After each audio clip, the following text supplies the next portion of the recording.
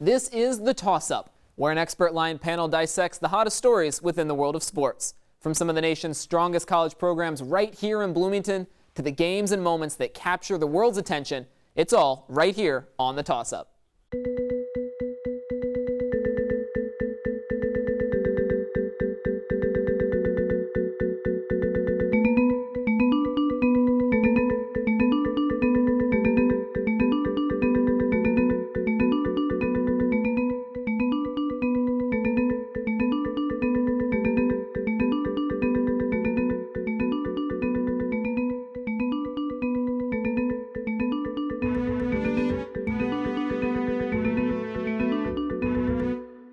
We're supposed to be in a new era for IU field hockey. First-year head coach Coach Bashore returns to the programs after graduating in 2005 with 2 All-Americans and 4 All-Conference selections to her name. She's bringing Olympic experience to this team, and Hoosier fans have been expecting a big step forward for the program. Coming off last season where the team was only able to come up with 4 wins, how hard can it really be to top last year's performance? Well, when you play in the Big Ten Conference, where every other team than Indiana has been ranked at some point this year, apparently it's pretty difficult. Now, this Hoosier team has already matched last season's total in the wins column, and there's still plenty of hockey left to play. But IU's schedule won't be getting any easier. So, where does this team stand, and what's to come? Well, we've got a wonderful panel here ready to answer just that. Hello, everybody, and welcome to the show. Alongside me, we've got Andrew Fish, and we've got Zach Ebrahim from the Big Ten Network. And then we'll go over to Aiden Kantner from the IDS. Everybody, welcome to the show, and we'll jump into it right away. So, head coach Coach Bashore took over the team this offseason. Really, I'm going to start with you, Andrew. What have been some of the biggest changes that we've seen from this team coming over from last year? Well, I think that the offensive tactics have kind of changed quite a bit this season, where it's much more of like a counter-oriented team rather than last year. Also, the emergence of Haley Couch has really played a part in that, allowing for a player like Sierra Girard to play more of a midfield role, not really having to attack as much as she did last season, where she led the team in goals. It's really been more of an attacking, counter-attacking look this season, where you have Haley Couch and Kelsey Geis kind of just flying all over the field. And possessing the ball hasn't been as important this year as it has been with more of the longer passes this season. Yeah, and I know for you, you haven't had as much of the full feel of what the team looked like last year. But what have you seen from this team that seems like a stride forward just from the beginning of the season, really? Well, I'm seeing Coach Bashore emphasizing getting shots on goal, specifically trying to ramp up that goal total from last year, which they've been doing. And they won their 4th game a lot earlier than they did last year. So there's been a lot of improvement offensively. Defensively is where they've struggled, though. But head coach Coach Bashore really preaches moving as a unit, not telegraphing passes for other teams to cut off. And that's how they've improved this year. Yeah, and he mentions the defensive struggles. What has really been one of the bigger issues for this team? How do they address the defense, Aiden? I think that the biggest problem with the defense is the offense. They're really having problems getting the ball from the back to the midfield to the forwards. They keep on trying those long passes, and it's just not working. They're turning the ball over in their own half, and it's just creating opportunity after opportunity for the opposing team. And so, Zach, looking at it from an offensive perspective, I mean, you said there were definitely positives there, but I mean, is there a back and forth going on? What do we got? Is it a good offense? Is it a bad offense? They have their moments? The offense still struggles. There's no doubt about it. But the defense doesn't help them either. I've called several games this year, and they've been blown out in terms of the penalty corners they allow the other team to have. And that's just too many opportunities for the other team to score. They also don't do themselves any favors when other teams are able to jump and get an early lead on them. They rarely score in the first quarter and give up a lot in the first, and it's a team that always has to come back, and that's a tough thing to do, especially with a lot of young players. Some of their best players are sophomores. You mentioned Haley Couch. It's a young group that has to battle back a lot in games and has come out with 4 wins this year, but is looking to grow a lot more. And so, Andrew, I mean, another one of the struggles that this team faces, which is sort of out of their own control, has got to be the schedule. So, I mean, when you're looking at the Big Ten, what is there for Indiana to do to really start breaking through in this conference? Well, I think it's definitely a long-term thing for Indiana to build through. The Big Ten could quite possibly be the best conference in the United States in terms of field hockey. You have multiple teams in the top 10. You have multiple teams in the top 20. And Indiana every single time is battle tested, and that can be a positive for this team, especially a younger team, as you mentioned, with a star and Haley Couch, who's just a sophomore, who's going to come in and get battle tested every single game of the season and can really improve at a young age when you get to play the best players and best teams in the country. And so they've got 4 more Big Ten games coming up down the line. They have a few non-conference, but still, I mean, an Ohio team that's not bad at all. It's got to be really tough. Yeah, exactly. So what is the team going to need to put together? Aiden, I'll send it back over to you. How is this team going to need to come together to address their upcoming schedule and try and crack that 5th win, maybe even a 6th? I think it's going to be pretty tough for them. I talked to Coach Bashore this week, and they lost their starting goalkeeper. I don't know if she's going to be back for this week, and that's a major loss. She's been playing very well. And so I think one of the keys, like we've been talking about, is just kind of connecting and just kind of preventing the opportunities for the other team by your own mistakes, right? So you just need to keep possession, really, and just get the ball to the field, down the field, and to your playmakers and guys and Couch, I think. And you mentioned Ananias, and obviously she's dealing with that injury. But so far, I mean, she's been in the goal almost the entirety of the season. I'll toss up a question for anybody who wants it. How would you address Ananias' season so far? I mean, obviously a lot of goals given up, but how much of that is her fault? Well, I think Ananias has done a very nice job. She, at one point, was 2nd in the Big Ten in saves. She's obviously taking a whole lot more shots than some of the other goaltenders in the Big Ten this season. But you have someone with experience in Shelby Query who could come in, having played last season. And so as much as it hurts to have Ananias being hurt, obviously, with the season that she was putting together, it comes down to defense. And you mentioned it, Aiden, earlier, the turnovers in their own zone. No matter who is in the cage for Indiana, it's going to be tough when you're facing a shot differential like they have faced all season. Yeah, and so coming up, we've got the Big Ten tournament after IU is able to finish off the rest of their conference schedule. So I will ask you to look a little bit more optimistically. As we've mentioned, they've already topped last year's win total. They have the one Big Ten win that was against Michigan State, who was ranked at the time. So what is Indiana's peak in the Big Ten? About how high can they reach with the tournament right on the horizon? Aiden, I'll go over to you for this one. I mean, I'd say optimally they get 1 or 2 more wins. They get Iowa at home, which is a big deal. It's going to be the last home game of those seniors' careers, and so that's going to be an emotional game, and I think that they'll show out for it. I think that I don't see them competing with Maryland and Rutgers this weekend. I think that they're going to struggle going back out onto the road for the first time in a few weeks, and I mean, Maryland's a national championship caliber team, and so it's going to be tough, but I think that they can get a couple more wins. And so now we're going to get into a little more specifics here. We can talk about the schedule. We can talk about individual teams coming in. But Indiana's team is going to come down to its players. So, Andrew, I'm going to come over to you. Standout players on this team. When Hoosier fans show up to field hockey games, who are they on the lookout for? Well, the clear answer here that we already mentioned was Haley Couch. And she's the team leader in goals. She's the one who's going to be putting it in the net. She's the one running down the field on those counterattacks that we talked about. And also Kelsey Geis. They've really been the 1-2 punch this season.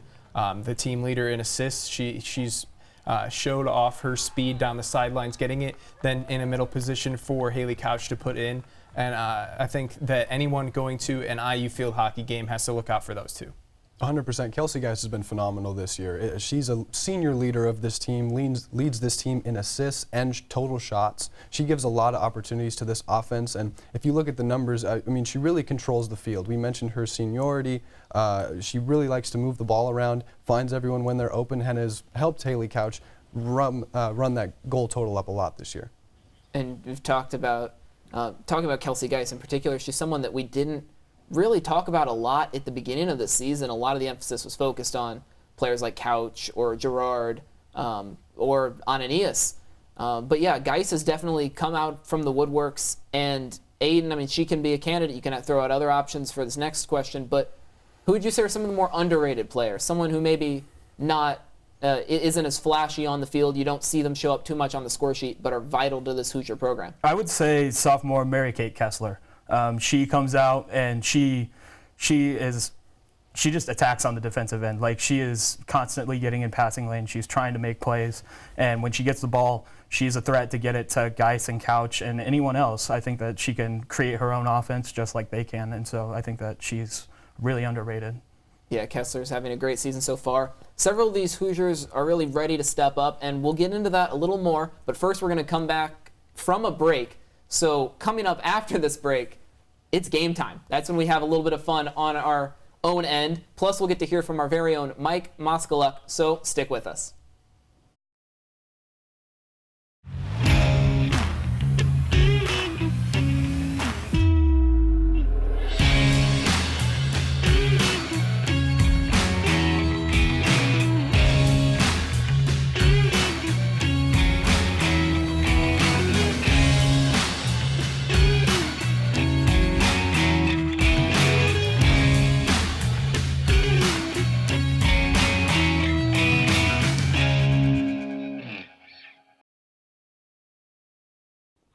Welcome back to the Toss-Up. Now, at the beginning of the season, 3 Hoosiers were named to the preseason Big Ten watch list.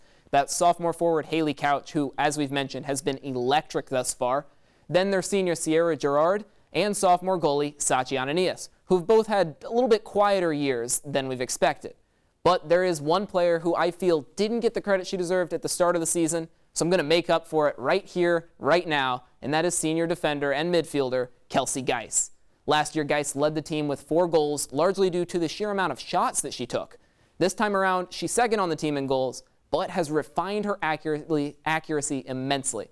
She's creating better opportunities for herself and her team by doing this. As a junior, she scored 4 times on almost 50 attempts, but now in her senior year, she scored the same amount in roughly half as many tries.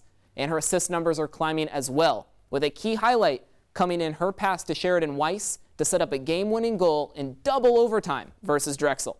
Now, Geis may not have too many games left with this Hoosier squad before she graduates, but she'll continue to be a key contributor down the stretch. Now, we've talked a lot about this Hoosier team and where they stand in the Big Ten Conference, but we want to expand our range here. So here comes our very own Mike Moskaluk. I'm going to give you over the field hockey keychain, the keys to this segment. Mike, take it away. Thank you very much, Drew. Welcome to Moose's Minute, everyone. I'm Mike Moose Moskaluk, and let's get into the fun facts of field hockey. It might surprise you to find out that at the 2012 London Olympics, field hockey was the 3rd most spectated sport. The sport's origins are traced back almost 3,000 years to the Greek classical era, but modern-day field hockey was first played in Scotland in the 1700s. The sport was spread by the British Army throughout the British Empire, explaining its popularity in countries such as India, Pakistan, Australia, and New Zealand. While referred to as field hockey in the U.S. due to the popularity of ice hockey, the sport is just referred to as hockey almost everywhere else. The state with the highest number of players in the U.S., Pennsylvania. Numerous celebrities have been found to have played field hockey, including Emma Watson, Jennifer Lawrence, Heath Ledger, and even royalty and the Duchess of Cambridge herself, Kate Middleton. That's all I've got on field hockey. Back to you, Drew. Thank you, Mike, for those fun facts. We really enjoyed them. And now we've got a little bit of fun on our own hands over here. So we're going to start this new game. It's called No Repeats. So I'll explain it on the basic level to you guys. What we're going to do is I'm going to ask you these questions. They shouldn't be too difficult, but the key is once we get to your turn, you can't repeat any of the answers. You got to come up with something on your own. And I'm not telling you ahead of time who's going first. So you might get the gimme. You might know exactly what you're going to say. Or you might be going for your 3rd string answer. So we're going to have a little bit of fun with this. Let's do it. So first off, we're going to start off, we're going to go with Andrew, and then over to Aiden, then back to Zach. So Andrew, who is the most influential player on this team? Well, since I get to go first, Drew, I'll take the gimme, and I'll take Haley Couch, the team leader in scoring this season, someone who has emerged as a sophomore as one of the premier goal scorers in the Big Ten. She's been really, this whole offense has revolved around her. And so to me, she's the clear most influential player, and obviously being just a sophomore has the most opportunity to grow. All right, now Aiden, you can't say Haley Couch. You got to go with someone else. I'll go with Geis. Just her playmaking ability and her senior leadership. I know, talking to Coach, she really, really likes Kaylee Kelsey Geis, and she really is kind of holding on to her leadership and letting her lead by example for the team. Going with Kaylee. You're trying to find the loophole here. I see how it is. All right, Zach. Now, hardest part for you. You can't take Haley Couch, can't take Kelsey Geis. Who is the most influential player on this team? I'm up for the challenge, Drew. I'm going to go with Sachi Ananias. I'm going to go with the goalkeeper, not only because she has the best name on the team, and it's the funnest to say, but she really has done a really good job with what she's had to deal with this year. The amount of shots that come at her, she has to deflect them away. She's had some beautiful kick saves in the games that I've called. Ananias has been phenomenal and kept the Hoosiers in a lot of games this year. Awesome. And now, since you went last this last time, I'll give it to you first for this next question. So far, the team has had 4 wins, all solid wins. Which one was the biggest, which one was the most important win that they pulled out this year? Without a doubt, Michigan State. That's a ranked opponent at the time that you mentioned, top 25 team in the nation, going on the road in East Lansing, beating them on their home field. That was a tremendous win. We really thought the Hoosiers would take a lot of momentum from that. It was a fun game to watch and a fun game to come back home to, but without a doubt, Michigan State. All right, Andrew. So what do you say? It's not Michigan State. What was the biggest win? Well, if it's not Michigan State, I'm going to take the win over St. Louis, where there was really the most dominant fashion win for the Hoosiers this season. When a season in years past where we haven't really seen Indiana field hockey be dominant, they took that St. Louis team and they dominated. They only allowed 1 shot on goal that game. So I think that was a game where they could really build from and take a lot of positives because finally Indiana field hockey dominated. Yeah. Now, Aiden, your turn to get the back end of this question, but there's 2 more wins to choose from. Which one do you think was the biggest? I'll take the first one. I'll take Drexel. Getting that big win against the team that beat them last season in Philadelphia. It was Coach Bashore's first win as a head coach here, and I think that it pushed it. It was a back and forth game. It was exciting to watch, and the game winner was amazing. Yeah, no, definitely a phenomenal game, and you were right on the money with that. And so now I'm going to come back to you. You'll get to go first for this last question here. Looking on down the line, we're approaching the end of the season, but for the future, who is going to be the top underclassman? Now, we've talked about Haley Couch already. She's an underclassman. So someone that we also haven't mentioned, this is going to be a double whammy question, someone we haven't mentioned, top underclassman to look out for in IU's future. I think besides Kessler and Couch, it'd probably be Maddie Boehm. She's played pretty well when she's gotten the opportunity. There's a lot of upperclassmen that are in that forward midfield area that she plays in, but when she's been on the field, she's been able to make some plays and get the ball down the field, I think. Yeah, great pick with Maddie Boehm. Zach, over to you. You're in the 2-hole this time. I would go with Weiss, actually. I mean, she had that phenomenal goal that you mentioned against Drexel, and that was a turning point in the season, and it had the Hoosiers on a set to roll win a lot of games, excuse me. So that was a big momentum win for them, and the fact that she was able to take the feed from Geis and put it in the top corner of the goal, that was a big play for her, and she'll have a lot more of those in her career. All right, Andrew, round us out. I'll round you out. How about I give you a 2-for-1 here? Okay. I think that in the long term, Victoria Hill is someone that I'm looking out for. As she's done a nice job really possessing the ball, not having quite as many turnovers as some of the other back players, midfield players for Indiana this season. And then in the short term, with Ananias' status in question, how about the redshirt sophomore Shelby Query, who's going to be thrown into the action in a time where we're coming up with 4 Big Ten games against top 20 teams. She's going to need to perform, and I think that she's up to the task. Yeah, definitely. A lot of bright spots for the future coming on down the line. But for our little bright spot, our flash, we're going to do some quick fire questions for you guys. So I want you to keep this within 20 seconds or less. I'm just going to ask you straight up questions. Want to hear your answer. We're going to start with Aiden. How many more wins do you think this Hoosier team is going to get this season? I'll say that they get 1 more Big Ten win, and I think that Central Michigan could be a win for them, so I'll go with 2. All right, 2 wins for Aiden. Zach, same thing or different? What if I would tell you they'd take 3? Because I really think that this team is in a slump and they're ready to explode. I want to watch the game against Rutgers. I really do think, obviously, Rutgers is a phenomenally ranked team in the top 20. But why not get another ranked win? Why not just go off and get that 5th win of the season against Rutgers? 3 wins. That's an optimistic pick. Andrew, are you with that one too? I'm not quite as optimistic as Zach there, but I'll take 1 more win, and that'll be the Central Michigan one. I think that the Big Ten is just too tough. possibly maybe 2 coming to the Big Ten tournament, depending on how that shakes out, who they get to play. But I think Central Michigan's really the only cupcake left on the schedule. Yeah, so we've got 1, 2, and 3 on the panel, different answers. You didn't need to do it this time, but I appreciate you going around with it. So we're going to switch over to Coach Bashore, her very first season. Obviously, there's still more to go, but if the season were to end today, we'll swing the order back around to Andrew. What grade would you give Coach Bashore? I'd give Coach Bashore like a B-, C+ this season. I think that she's done a nice job, obviously, with the same win total as last season going in, and she'll probably come over with that Central Michigan win that we talked about. She'll improve this team. There's a lot of things to look forward to where I think that she can get that grade higher, but this season they've struggled. They came off a huge win against Michigan State, and then they lost all 4 of the homestand. I think that really kind of hurt the direction that the team was going, so I'll give her a B-. Okay. Zach, what do you have? I'll say Coach Bashore earned a B+ because of the schedule that they've played. It's been ridiculous. There's so many ranked teams. There's so many games where you have to go on the road, long trips, and she's pulled out already 4 wins. And like I told you, I was optimistic. I really think they are going to double that, or not double that total, but add to that definitely, and I'd give her a B+. Aiden, and grade in the B's as well, or are you going somewhere different? Yeah, I'd say a B. The team is really buying into what she's doing, and that's the most important thing I think that you need to establish when you're coming in as a first-year head coach, is just kind of setting the culture, and I think that she's done a really good job with that. Awesome. Now, last question. This is going to be a 2-parter. So, Aiden, I'm going to start off with you.